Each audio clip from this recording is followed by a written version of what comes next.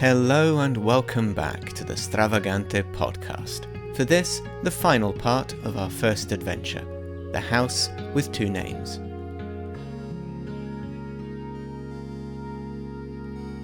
Last episode ended with our heroes, Song the fairy mage, Morningstar the harpy minstrel, Prince Fruner the human knight, and Moonbeam, his talking horse, in a spot of bother.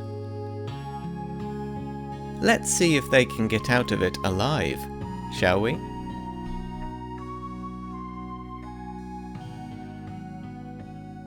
So last time, you had just emerged from the Vendelow house, and you had found yourselves not alone. You noticed that there was a group of armoured women who were all wearing tabards with the insignia of a large turnip emblazoned on them, and standing right next to them was a small hooded and cloaked figure whose features you could not discern, and they have literally just pointed you out to these armoured individuals and accused you of having stolen what is being referred to as the Eye of Scriff.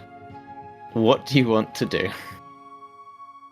If it sort of looks like they are about to attack us or try to apprehend us, kind of the song standard thing to do is to fly really high up in the air to try to get a lay of the land of how many of them are there, are they drawing their weapons, different stuff like that.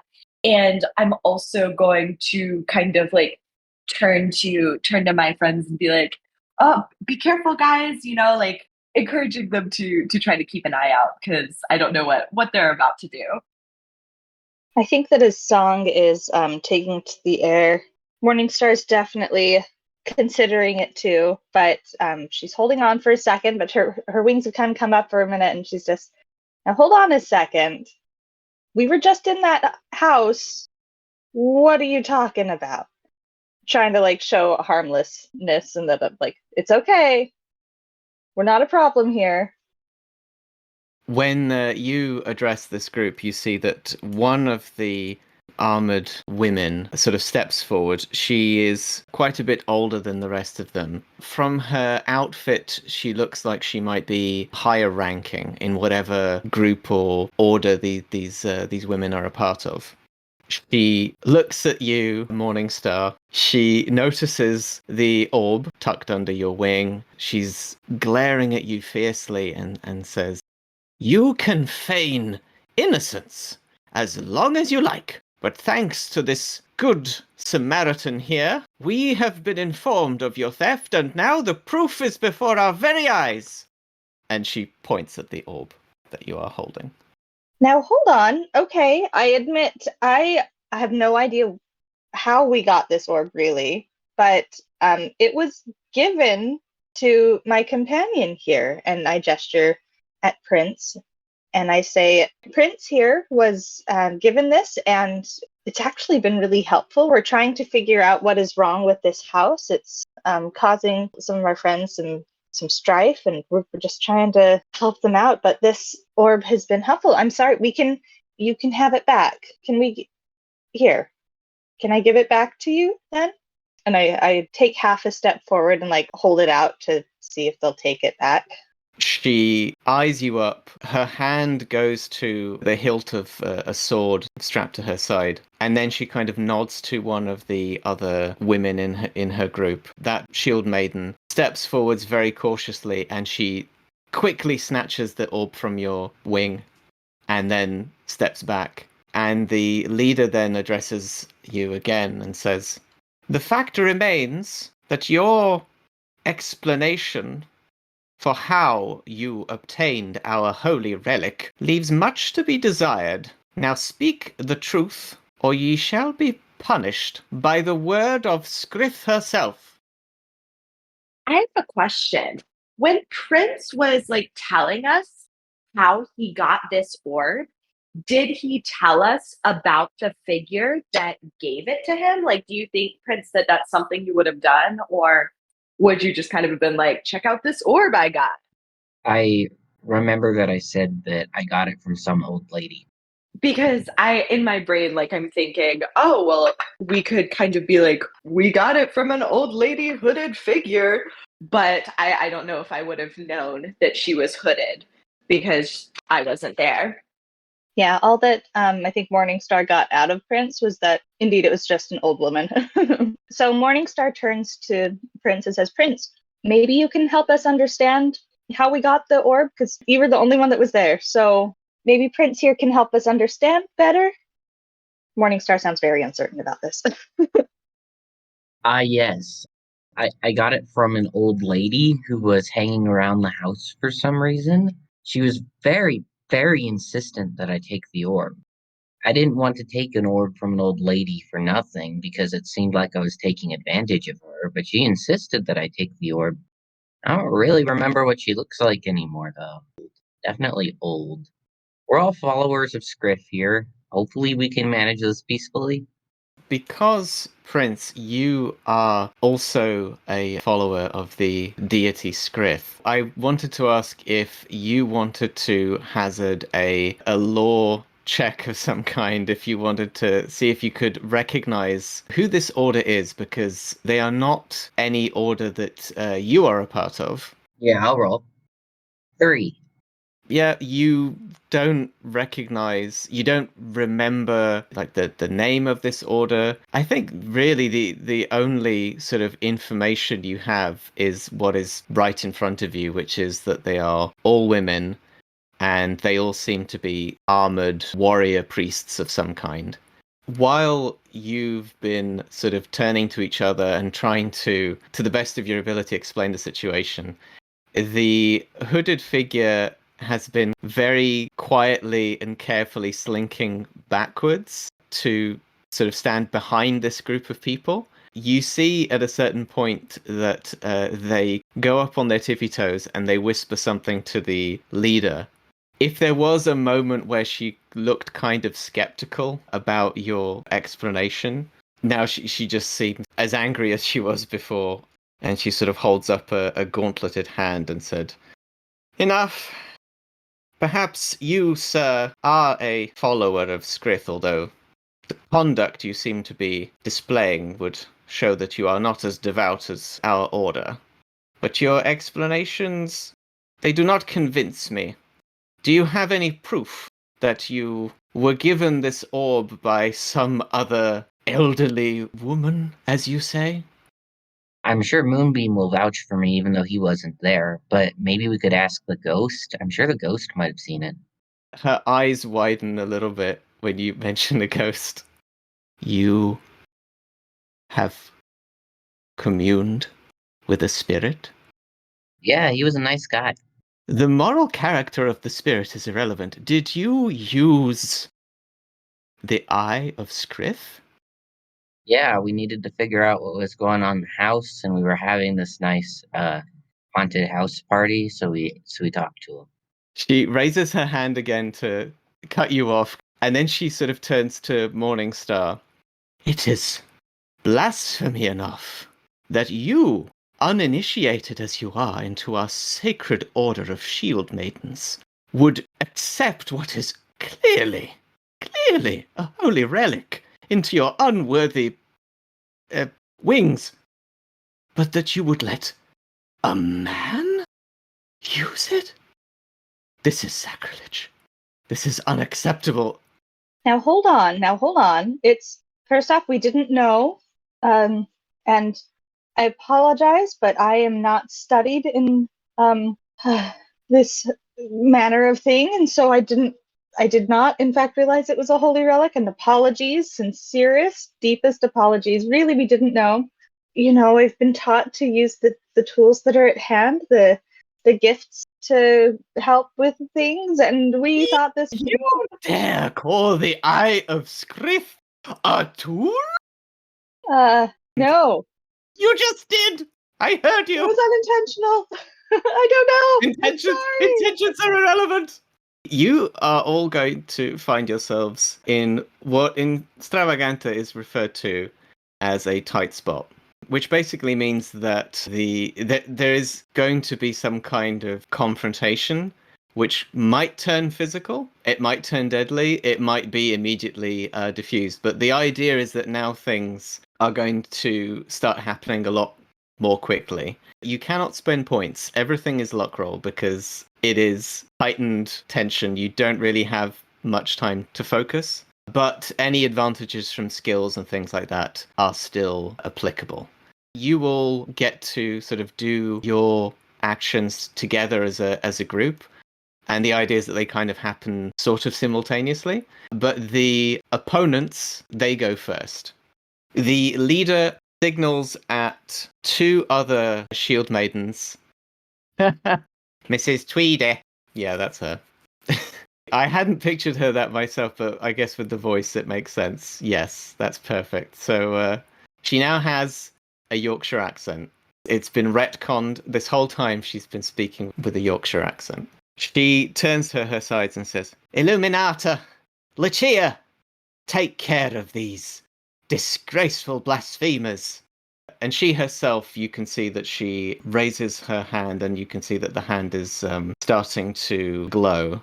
So, on their turn, these opponents are going to try and do the following. Lucia is going to try and cause Morningstar to be hindered, which sort of affects your movement. And the way I think that she would do that is that she would try and stun you in some way.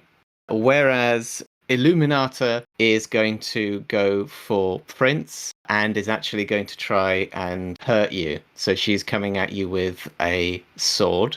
None of them can really reach Song because I think Song would still be airborne at this point. What you can do on your turn is you can either let the opponent sort of succeed in their action against you, or you can roll to evade or resist.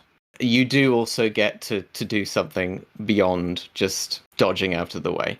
I'm drawing my cavalry sword and I'm going to defend myself with the cavalry sword. I think I would probably, or Morningstar would probably take to the sky, because that seems like a really safe place to be. So I think I'd try to take off before they can get me.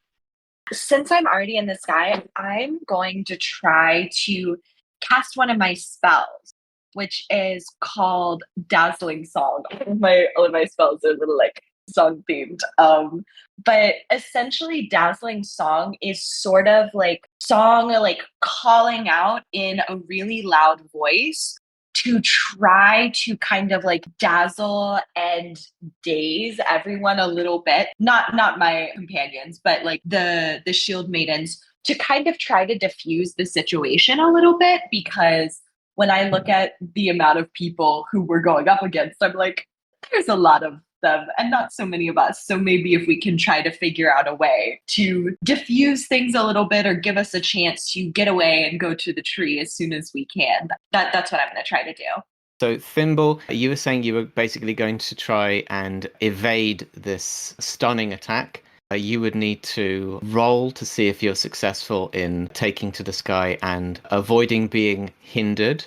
Yeah, I have no skills in flying, lol, but I do have the trait that I have wings. So, so I'm going to roll.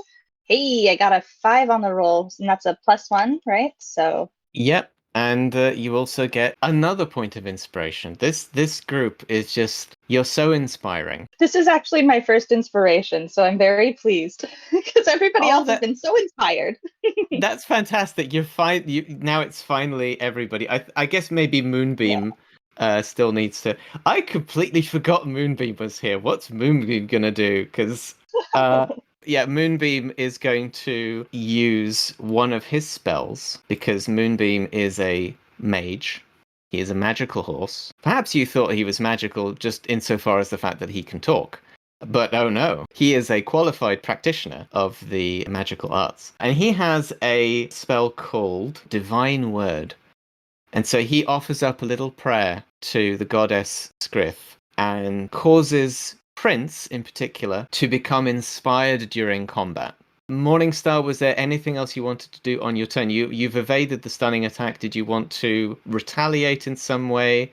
Yes, I think I'm going to try and cast one of my spells. I'm going to try and cast Soothing Barrier. And what this is it creates kind of like a golden dome over the targeted area. It's kind of an area effect thing. And those within the barrier are reminded of things that make them happy and help calm them down. It just calms the people down so that they're less likely to like freak out or attack us or hit us with swords and stuff. Were we close enough that everybody would fit in it, or? I think because you are using sort of this is all happening in like quick succession. The closest opponent to you is the one who just tried to stun you, who I think, if I remember correctly, I said it was Lucia, Sister Lucia. So you would definitely be able to cast this soothing barrier on Lucia. However, you still need to do a luck roll to see if you succeed. Right. Would I be able to target the one that's going for Prince instead? I can see that Prince is like, the armed person's going for Prince, and so that's the person I want to calm down more immediately because. Or do I go after the High Priestess? So many choices.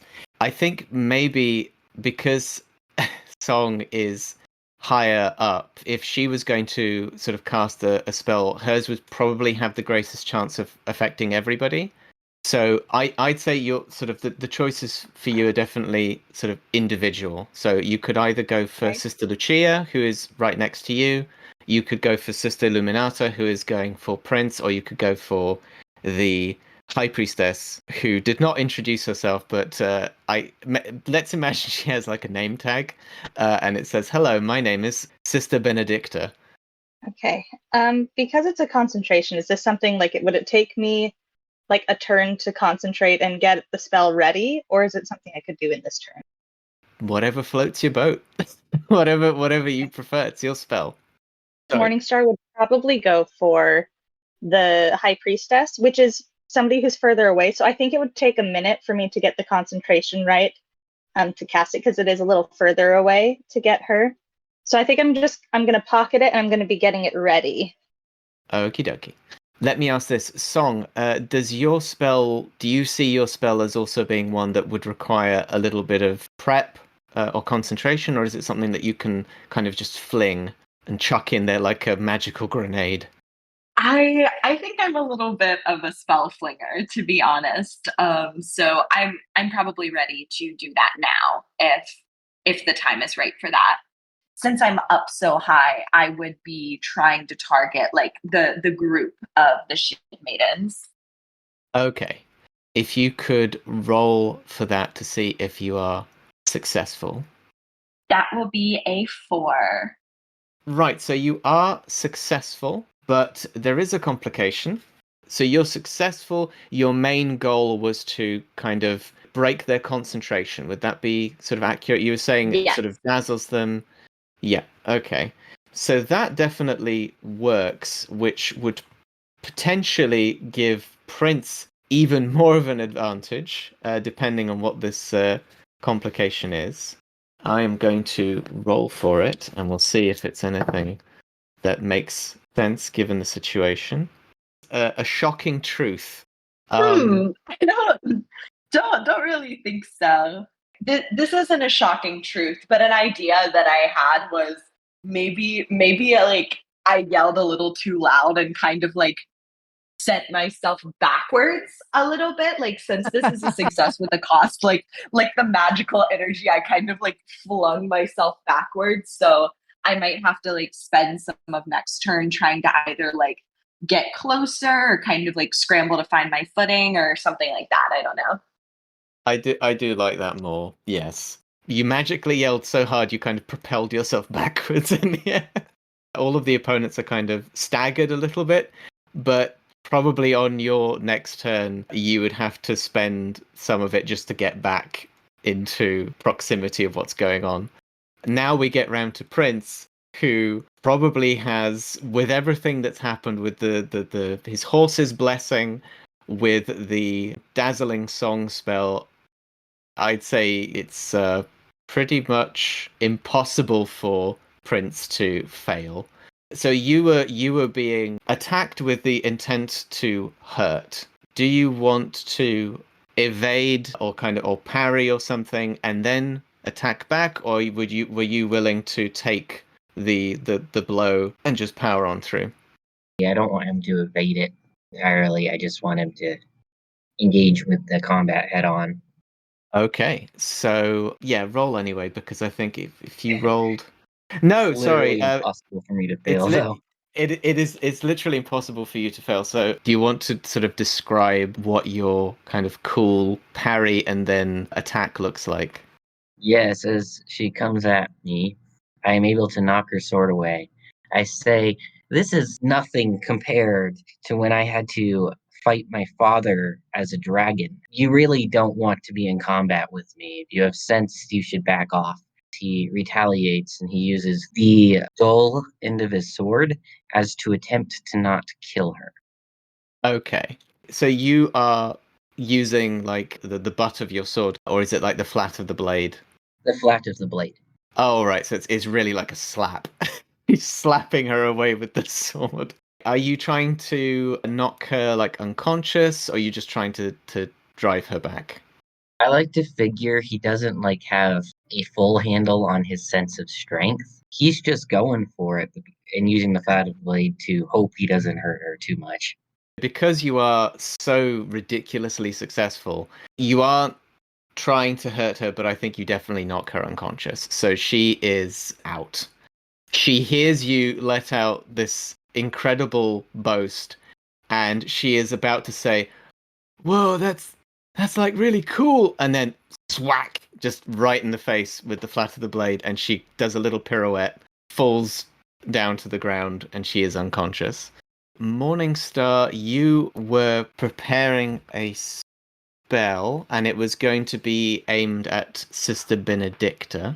The shield maiden who was going for you, she is going to fling a spell at you.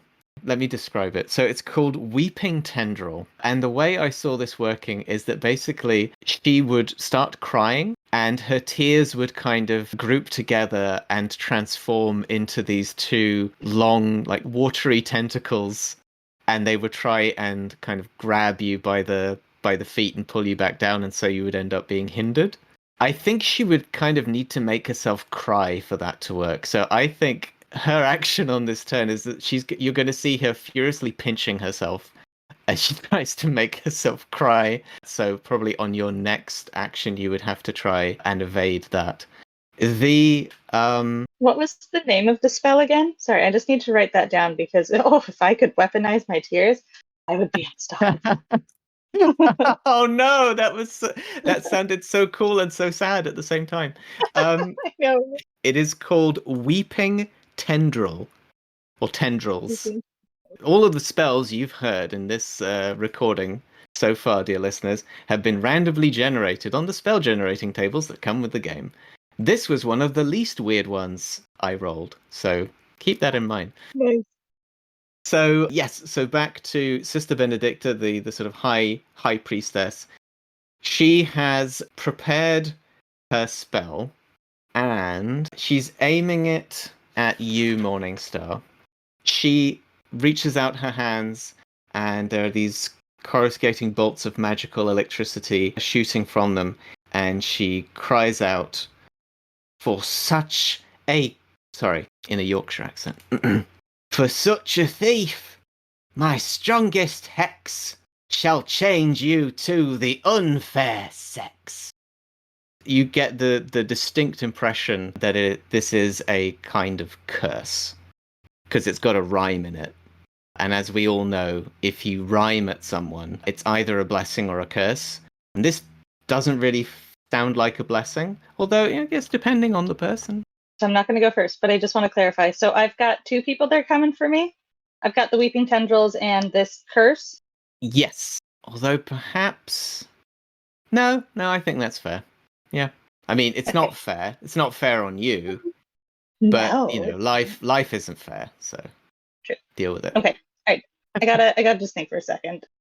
I wanna like talk to her and kind of scramble back and fly to her. And I'm like, "Oh, Morningstar, what do you think we should do? You know, like what's our end goal here? Do we want to run away? Do we want to like keep confronting them? Because then we'll kind of need to like get Prince moving one way or the other." I think we should probably try and just get away. There's a lot going on right now. I don't know what this person's doing underneath me, but like they just keep pinching themselves. I don't know what's going on. I want out of here. I want out. I'm getting ready to do a spell and I hope it works, but we'll have to see. I gotta concentrate though for it, okay? That sounds good. I'm gonna fly down to Prince and Moonbeam, and can I like look around and see, is there like a good direction that maybe we could try to escape in? Basically, you're at the top of this hill. You could run down it, try going round the house, going round back behind the house, or you could head down the hill and head towards the woods, which I think was where you were aiming to go anyway, before you were confronted by the shield maidens. As Morningstar is concentrating on the spell, I'm just gonna like put a hand on her and be like after you cast it, like go down towards the woods, and then I'm gonna like fly down to give that message to Prince and Moonbeam as well. I'm going to mount Moonbeam, and then I'm going to assist with everybody else running off by putting myself between the remaining warrior women and the rest of the party. Very knightly behavior. If it's still on our turn, I think I'm ready to Yeah. cast the spell now. Are you also evading the weeping tendril? Would we say that evading would cost me concentration? Yeah, I try to pride myself on being a very kind GM, but now I'm going to be the most brutal and cruel I've ever been. And I'm going to say that you are going to have a disadvantage because you had a fairy like screaming in your ear about that you need to run away. You've got somebody who's been pinching themselves and is now throwing their tears at you somehow, and you've also saw that Sister Benedicta was aiming a curse at you, and you were trying to prepare a spell the whole time. I think it's fair to say you would be rolling with a disadvantage. Sorry, Okay. I can't help All it right. but apologize. Rude. Rude bucket. No, you're totally fine. Okay, so I roll to see if it's successful then? Did you say rude bucket? I did. That's amazing. Continue. Okay, so I'm gonna roll then to see if I succeed in casting my spell then, yes. Oh! I rolled a 1! Oh dear. Okay. As you might expect, that is a failure. We can't go into the negative in this game, you'll be glad to hear. So you didn't Good. actually roll a 0, but you do fail, unfortunately. And the complication, you are so like overwhelmed. Your senses are overwhelmed by all this noise and movement and threats coming at you that you unfortunately you bungle the spell, and it has the opposite effect in every no. way. So Oh no. instead of going around Sister Benedicta, it goes around you. And the complication is someone must face their fear.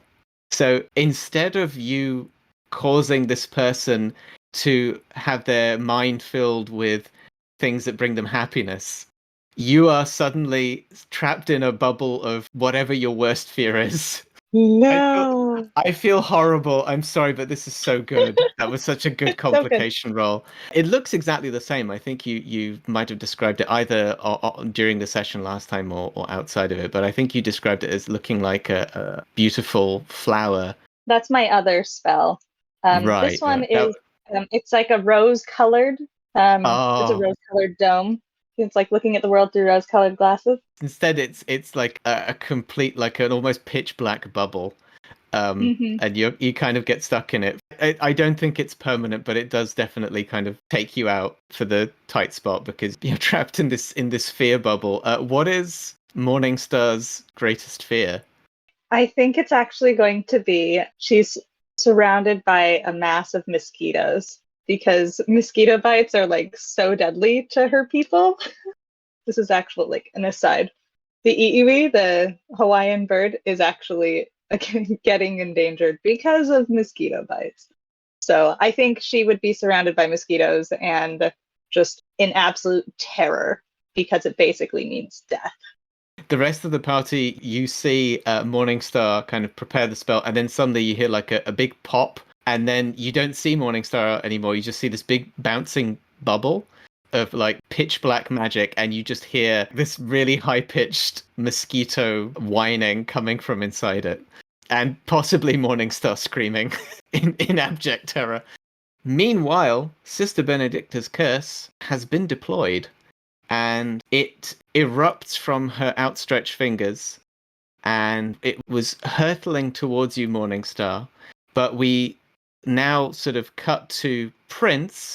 You leap expertly up onto Moonbeam's back, and he makes another little prayer, and you find yourself bathed in the just holy light of Scriff. You go ahead and roll. I got a whole 1 plus the others, so probably more like a 3 or something. Yes. Okay.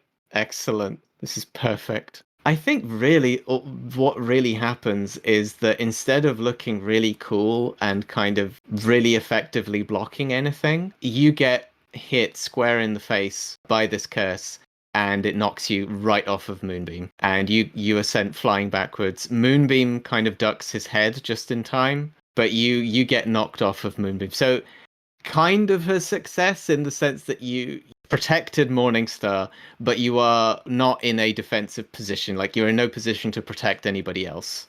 You've been knocked prone immediately, and you've been hit by this curse. The effects of which we will get to in a moment, because now it's time for our resident fairy spellslinger. Is what I'm doing happening after Morningstar has gotten like trapped in her like nightmare dome? If you want to do something that's kind of like a reaction to that happening, then definitely, it would make sense for it to be happening like almost immediately after her spell malfunctioned. What did you have in mind? Looking at kind of the situation, things do not seem to be going in our favor. And, the general consensus seems that we need to try to get out of here. So, I see that even though he's kind of struggling, Prince is sort of on the path to getting away. And I sort of look back and see that Morningstar is like not in the same situation at all. It seems like I'm sorry. I love the idea of Song witnessing Prince getting hit in the face by a blast of magic and saying, "Yeah, I think he's all right. I think he's he's got this." I think that in my little brain, I'm like, he's a prince. He's handled that before. He'll be fine. But that, I see my friend in a nightmare bubble, and I'm like, huh, that's really scary. Like, I'm gonna try to fly over there and see if maybe I can like try to be like the person that's like Morningstar, and try to get her attention in any way, or like I don't really know what's going on, but to try to help her break out of that in some way. Do you have a skill in like comforting or encouraging or something like that? I mean, I have a skill in persuading. It could be like I'm trying to kind of like persuade her to like break out of this curse, like nightmare zone. And I also have like detect magic, so kind of maybe like a combination of those, where like I recognize that there's like bad magic here, and that I maybe try to help her out, try to kind of like persuade her out of the nightmare bubble. Yeah, go ahead and roll with advantage thanks to your skill in persuasion. All right, that is a 3 + 1 = 4. Oh, just enough. That is Just enough, yeah. that is just enough. That is a success and a complication. Let me roll for the complication. You managed to pop the bubble. You managed to get Morningstar out of it, but you might get some like residual jitters because you're in such close proximity. You kind of like, if you pop a soap Yeah. bubble, you might get a bit of soap in your eye. It's kind of like that, but with nightmare magic. Yeah, makes So- sense. So maybe like on your next whatever, like wits or sociability action, you might have disadvantage. Let's work it like that. But you were successful though. It's a complication, not anything more serious than that. So Morningstar is now free from her accidental nightmare prison. Let's check in with Prince. You are unharmed, as in you are not in any pain, but you do feel different. The first thing you notice is that the lower half of your face is tingling intensely. Like for a second, you think that it's covered in ants or something. It feels like something is kind of growing out of your face, and it's kind of prickly and tingly. And another thing you sense is that you feel like there's a weight that has been lifted off your chest. And as you rise back up into a seated position, I guess kind of you would instinctively go to touch your face, right? And your fingers find a beautiful, luscious beard. Where there was no facial hair before, there is now a magnificent, magnificent beard. And Moonbeam is nearby and kind of is just staring at you. What do you do? Oh, hell yeah. I might look like my father now. Feel like I owe these ladies a favor, but I'll deal with that later. Moonbeam, we should probably start working on leaving. He's still a little bit dazed from falling off the horse. Moonbeam looks around, looks back at you, and you can see that his eyes are kind of welling up with tears, like happy tears for you. And he is going to basically scoop you up as best as he can so that you're kind of over his neck or kind of over his back. And his next thing is going to be that he's definitely going to start galloping off. Sister Benedicta kind of yells in frustration because her curse hit the quote-unquote wrong person. Illuminata is still unconscious. Lucia failed to grab you with her weeping tendrils, and she's kind of upset as well because she made herself cry for no reason, basically. I think she is going to notice that Prince and Moonbeam are retreating. She is going to go over to Illuminata and kind of tend to her, and she's going to sort of pick her up and kind of try and drag her away from the conflict. Song, if you are already kind of making motions to retreat, I think that Sister Benedicta would kind of see that as a sign of victory, or at least that you have stopped retaliating. Would that be accurate to say? Yes, absolutely. I think I am definitely like, can't like lead Morningstar away, but I maybe, have like perched a little bit on her, and I'm kind of like urging her to head in the direction of Prince as well. It's like a butterfly trying to pick up a peacock. Sister Benedicta will kind of also motion to the other shield maidens to kind of regroup. She does not say anything more. She kind of just scowls at your retreating group and turns away, the eye of Skrith Orb back in her possession. And I think before you leave the hill, the last sort of figure that you see on the crest of the hill is the little hooded and cloaked figure rubbing their hands together in what could clearly be interpreted as an expression of mischievous glee. You did it. You did it. None of you got deaded. Yay! Great job. We got away.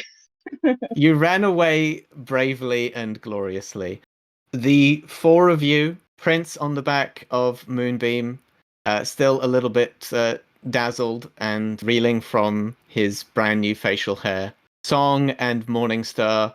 I'm picturing the both of you kind of flapping a little bit erratically because you're kind of still a bit shocked, and you kind of hurtle collectively down the hill, and you are safe? Question mark. As in that you don't see the shield maidens anymore. Where are you heading to next? I think we're gonna try to seek out the tree to talk to them, because that kind of feels like our best bet for the future. I think Morningstar is just, because she's still just like kind of shaken, and she's like erratically flapping a little bit. She's definitely like focusing on Song and just trying to like keep pace with her, just follow her, because Song right now she's there, she's bright and colorful, and definitely much nicer to focus on than the terrors that I just faced, or that Morningstar just faced. So definitely following her. As a player, I would ask if I could see a tree that looks significant in the forest, but I don't think Morningstar is ready or capable of doing that yet. But after some time, once she settles, I might ask that if we're still flying.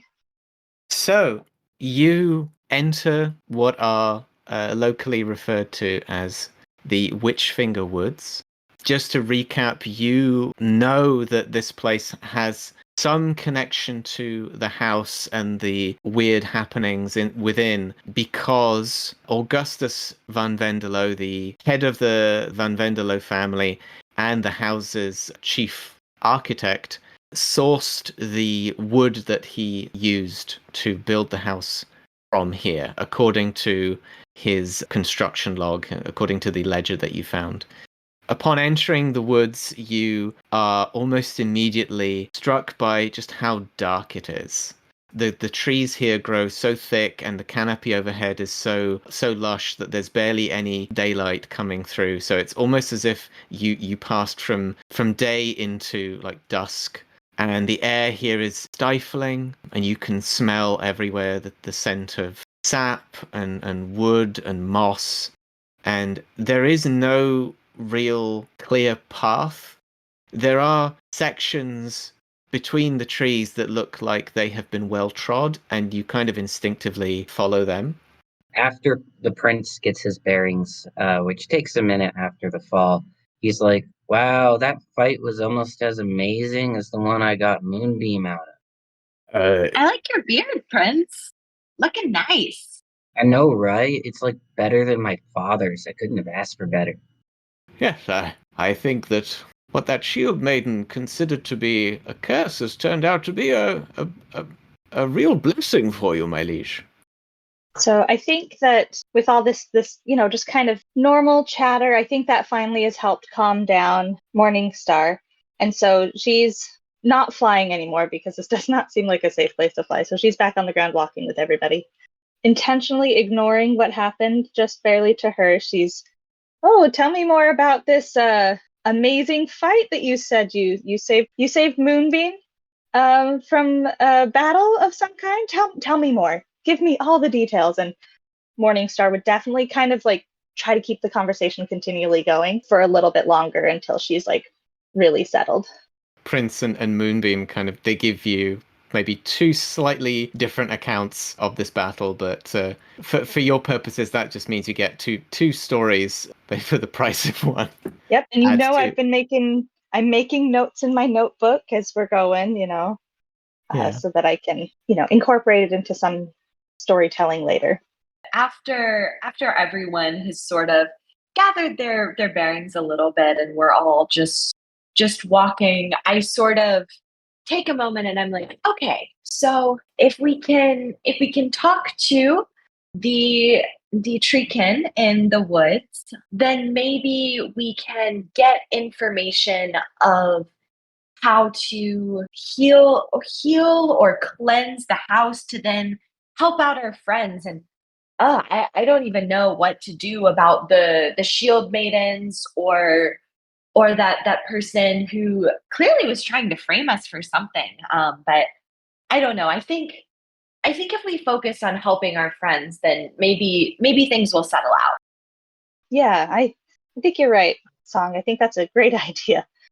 While you have been getting your bearings, you make your way through the Witchfinger Woods. And again, there's no clear path, but I think out of all of you, because you're the only one that's kind of still airborne, Song, you notice out of the corner of your eye that there is another fairly small flying creature that is kind of following you. It's staying fairly hidden, but you definitely feel like there is something small flitting from tree to tree alongside you, often getting quite close.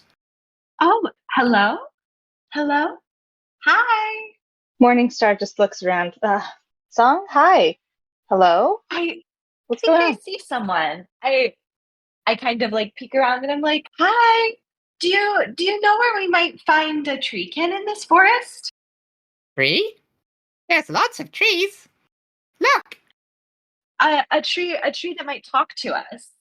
Ah! Yes, I know there is one.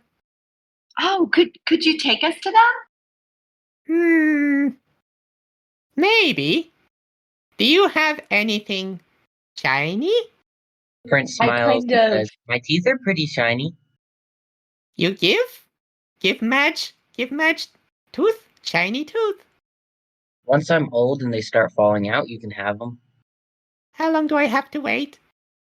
Probably about 40, 50 years. If you want help finding Talkie Tree, give me shiny now. Ha! Morningstar, do you have anything shiny that isn't very significant or has this shiny spell or something? Yeah, let me give me a second. Kind of like patting around in her bag a little bit, and she realizes I do have something shiny. But she pauses for a second. She thinks about it. Because she's kind of been holding on to it like a treasure. It's sort of a good luck charm, but she never uses it. It's kind of been useless to her anyway.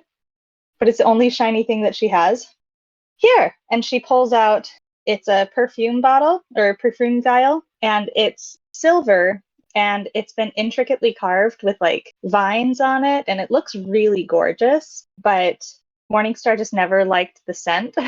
She just could not stand it. So, but she kept the vial because it was really pretty, and would use it occasionally in shows to like light as a reflecting kind of thing to like make it look like she was holding something glowing and stuff like that. But she's like, I can maybe I'll get something better, And so she takes a perfume vial and holds it up to this creature and says, "Would something like this work?" You hear lots of excited, high-pitched squawking, and a small magpie hops down from one of the branches above you and flutters over to you and perches on the lid of the perfume vial. And she uses her beak to kind of, with a little bit of difficulty, she manages to unscrew the lid, and she gives a little sniff and she says, my favorite. You get it after we find this tree, yes? And I kind of put the lid back on. Okay. Great. Okay, lead the way. With Madge appeased, she leads the way through the Witchfinger Woods, and eventually, after winding through all of these massive trees, like you start to realize that the trees are getting older and older the deeper and deeper you go into these woods. You eventually arrive at a massive clearing, and at the center of the clearing is one of the biggest trees any of you have ever seen. It's as big as a house in terms of like the thickness of the trunk and just how high it seems to reach up into the woods. You suspect it might even go up beyond the rest of the wood's canopy. And sitting at the base of this huge tree is what at first looks to all of you to be just a smaller tree. But as you approach, it kind of unfolds itself and its roots come up a little bit out of the ground. You sort of hear like a slight tugging, ripping sound as it kind of unearths itself, and it stretches up to its full height, and you realize that it is a very, very tall, anthropomorphic, tree-like creature. Song, you immediately recognize what this creature is. They are a treekin, and they see you approach, and initially they look a little bit startled, but then they see that Madge is with you, and they smile faintly. They have a sort of a faint, soft smile. It kind of, you hear the kind of bark-like skin on their face kind of creak and crackle a little bit as the expression forms. And they kind of do a slight nod. They don't bow, but they kind of, again, creaking and cracking, they lower their head a little bit. Welcome. And who might you be who come with my little friend Madge here? We are three friends who are seeking to get some answers to help some of our friends out who recently purchased a house. The house has a strange and mysterious curse on it, and so we just wanted to come into the forest to see if perhaps you had any insights. Interesting. Well, you are accompanied by my good friend. I suppose he can vouch for your good intentions. And Madge kind of just does a little squawk, and then she immediately flies over to Morningstar and is just eyeing the perfume vial kind of expectantly. As soon as I saw this tree form, like unfolding and standing up, I immediately pulled out the vial and was kind of holding it aloft, sort of, so that Madge could take it.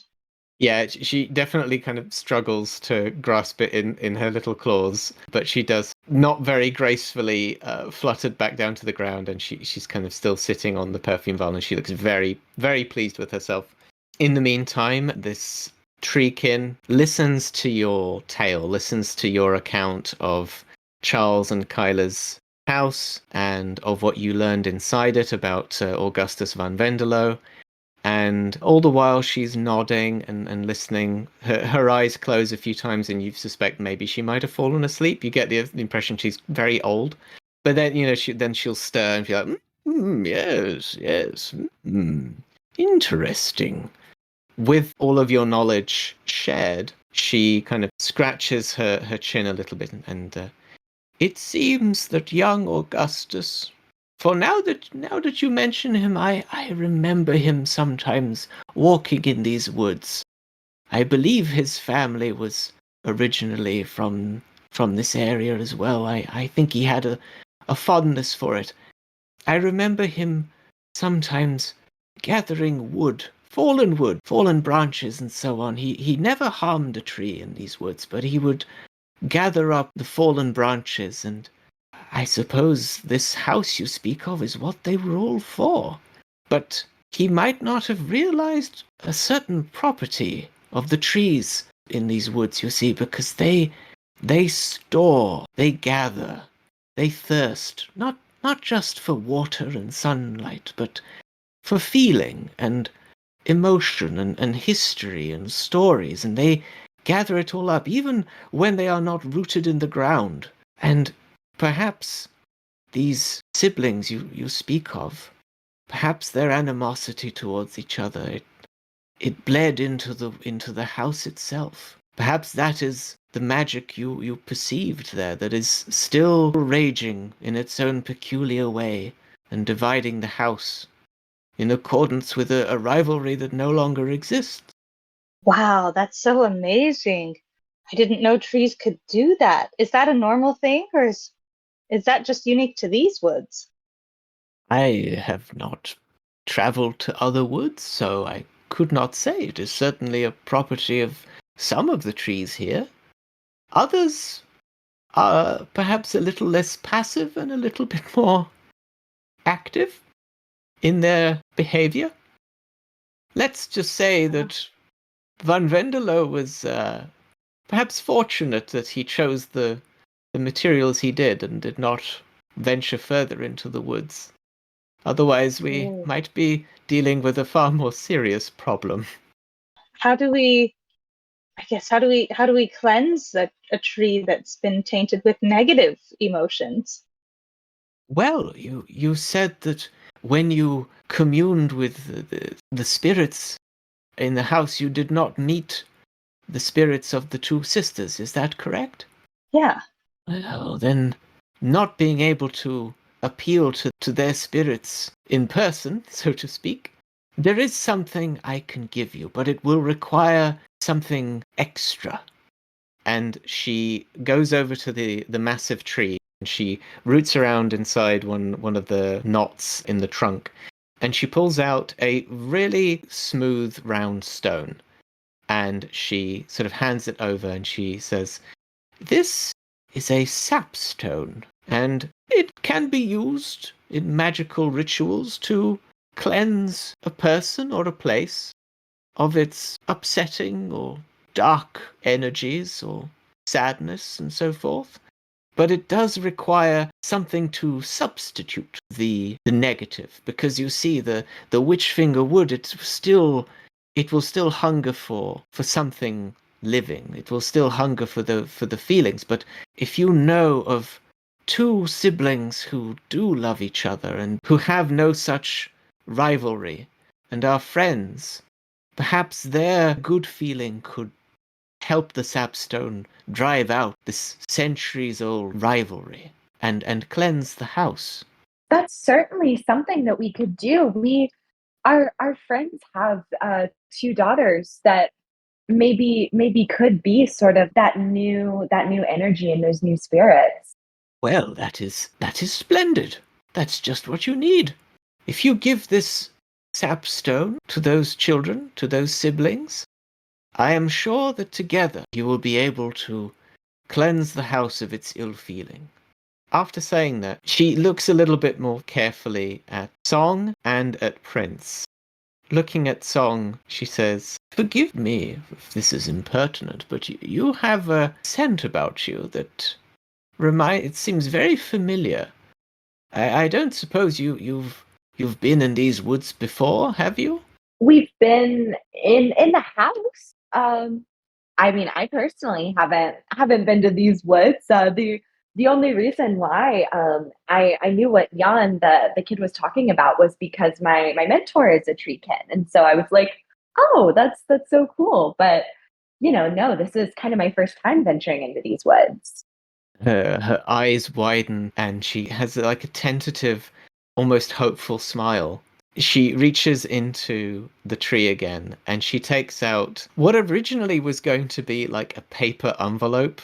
But now I'm realizing that might be considered offensive to like tree people. So let's say it is a very beautiful, glossy looking leaf that has been folded up in a kind of envelope shape.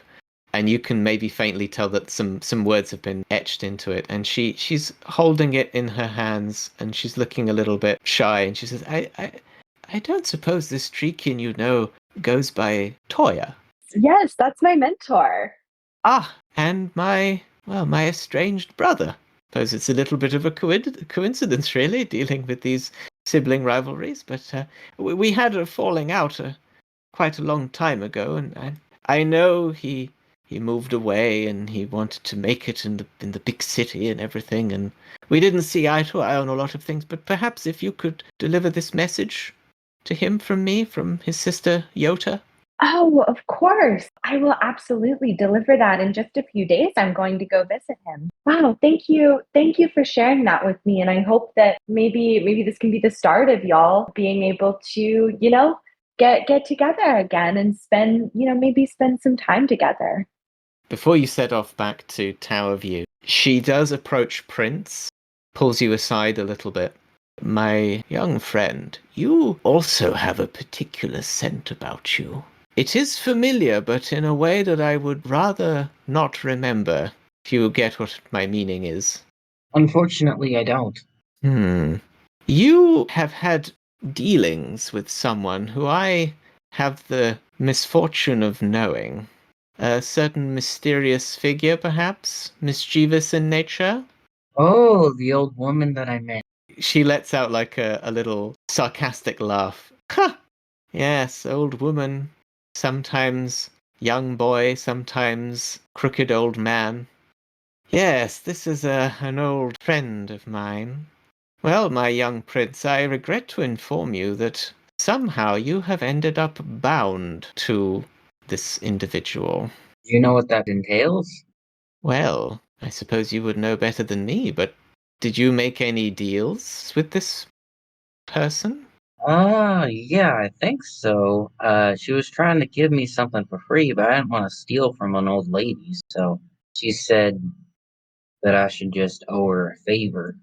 When you say that, Iota kind of shakes her head. Oh dear, oh dear, oh dear. Well, young prince, I have the impression that you are bold and brave. So perhaps whatever vicissitudes of fate that lie in store for you at the hands of the one known as Grunch, you will be able to fare well enough. I wish you, nonetheless, the best of luck. She leans in really close. You'll need it.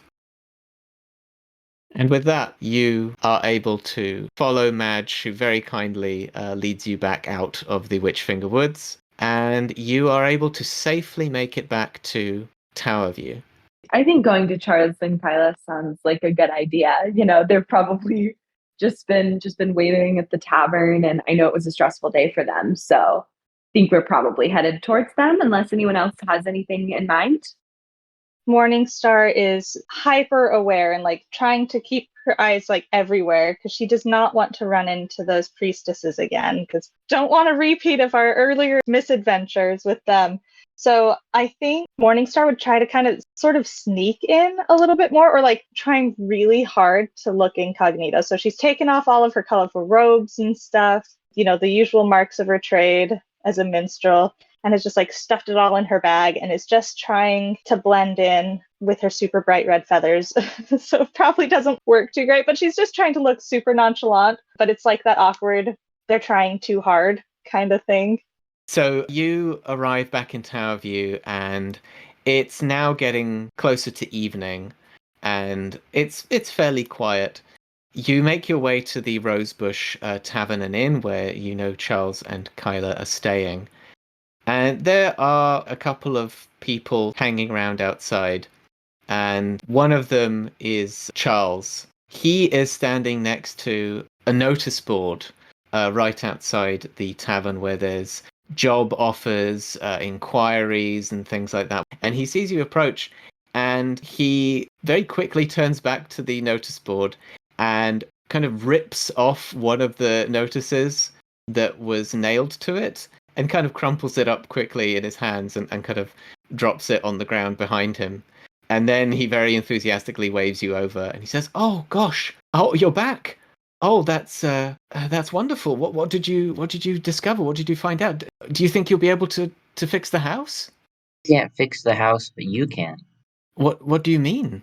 So Morningstar explains what we learned about how the trees actually hold on to emotions and that they just basically need to retrain the house with love and kindness I like from that. between siblings. And while she's explaining it, she's kind of, gesturing with her wings and stuff, and sleight of feet, takes her little talent feet and has kind of made her way around him and just is curious about that paper that he checked on the ground. Right. And so while she's explaining and flapping her wings around and stuff, she just kind of reaches out a little clawed foot and like puts it on the paper quietly and just curls it up a little bit and like pulls her foot back. And she's going to take a look at it later. Charles just looks elated, and he beckons you to come into the tavern, and Kyla's there, and Tina and Nora are there, and they look a little bit sleepy because it's getting close to their bedtime, but they see you come in, and they notice Song, and they perk up and they go over to Song, and they immediately just they only have eyes for her and they want to play with her. Kyla will rise from her seat and she says, "Well, let's go then. Let's take this magic stone or whatever. And girls, do you think you're up to it?" The two girls like really, really excited at this point. Like they heard the words magic stone and that they kind of have to make a spell kind of, and they're just elated. Did you tell them about everything, or did you only convey the information that relates to how to fix the situation with the house? I don't think I would have told them about the nightmare scenario and like all details, but I might ask if they have seen any priestesses around, not telling them why.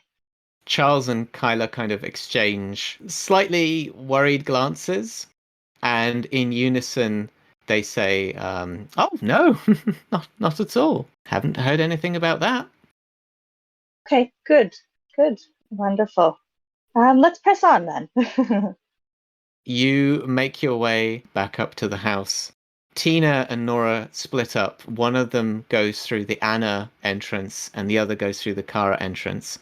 As soon as they enter the house, the sapstone starts to glow with this golden light. The two girls aren't really sure how to proceed, but then Kyla and Charles give them a few whispered words of encouragement. And the two sisters just start sharing jokes together and reminiscing. And they kind of play around with the barrier. They kind of make themselves teleport backwards and they laugh about it. And while they're doing this, the whole time the stone glows brighter and brighter. And eventually it stops glowing, and there's like a kind of a rune etched into the stone where there wasn't one before.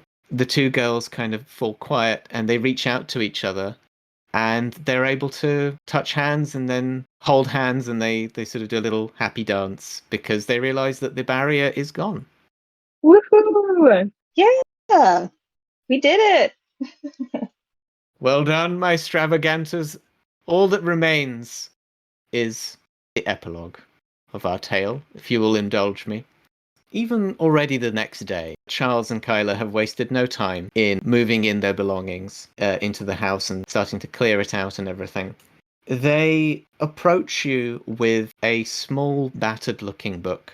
We found this, and you know, you told us about the story of the sisters who lived there and how it caused all of this, and we thought you might want to read this. And they slide over to you on the tabletop a book that is marked Diary. You guys flip through it, and the bulk of this diary is just the most petty, hateful stuff about Anna that you could possibly imagine. It's like all the pranks that they've played on each other and how the pranks got worse and worse and went too far. And it's just years and decades and centuries of this rivalry until you reach the final entry. Anna is dying. I am finally getting my wish to be mistress of this house, for however long that will be. It is a bitter victory, in a war with my sister that has gone on for so long I doubt either of us even remember the cause anymore. But now that death finally approaches her and me, I would part with Anna in friendship. Perhaps I can make amends. And that's the final words in the diary. Oh, wow. That's so sad because she probably couldn't even get to her sister if the trees were doing the thing and the barrier and the. This is going to be such a good story. And Morningstar's kind of trying to blink back some tears a little bit. Did you want to, at any point, have a look at that crumpled up piece of paper? Oh, yeah, totally. So, like, in the night after, I'm assuming they probably let us, like, maybe I bunked on, like, a couch somewhere or something, or... They paid for room and board for your whole group here at the Rosebush as a thank you. Excellent. Okay, so once I finally am, like, in my room by myself, I definitely pull out that paper and unroll it, and I want to see what it says. Do you show it to the rest of the group as well? I think I'm going to read it first and then see what it says, and if I feel like sharing it, then I will. Okay. At the top of this notice, which looks very official, there is the symbol of a large turnip, the holy seal of Scrith. And below it, it says, "Wanted for the crimes of blasphemy and treason against Our Lady, highest of shield maidens, the goddess Scrith. Fairy, potential magic user, name of Song. Human, known as Fruner, potentially royalty, travels with talking horse. Harpy, minstrel, distinguishing feature, fine hat. Any information of these travelling miscreants must be carried forth to the watchtower of the shield maidens of Scrith, and will be well rewarded." And it is signed Sister Benedicta, High Priestess of the Shield Maidens of Scrith. Oh no. Okay, so I totally do show that to the others, and we have a little conference maybe in somebody's room. Yeah. Uh-oh. This is so bad. What do we do? We're literally wanted. Oh no. I like potentially magical, potentially royalty. That's very funny. Any reaction from Prince? He shrugs it off. He figures that if he gets into any trouble over this, he can handle it. He does think it's a bit cool. Awesome. Well then, that wraps it up, ladies and gents. There you go. Oh no. Thank you so much for listening to the Stravagante Actual Play podcast. I hope you've had as much fun listening to our adventure as we had playing it. With any luck, we will be able to return to these characters at some point, which could well mean more episodes of this podcast, time zones and work schedules permitting. I would like to say thank you once again to my players, Adelina, Thimble and Corey, for joining me on this adventure, to Rob Chapman for composing the Stravagante theme, and to all my patrons for their continued support. If you're interested in playing Stravagante yourself, you'll find a link to its page on itch.io in this episode's description.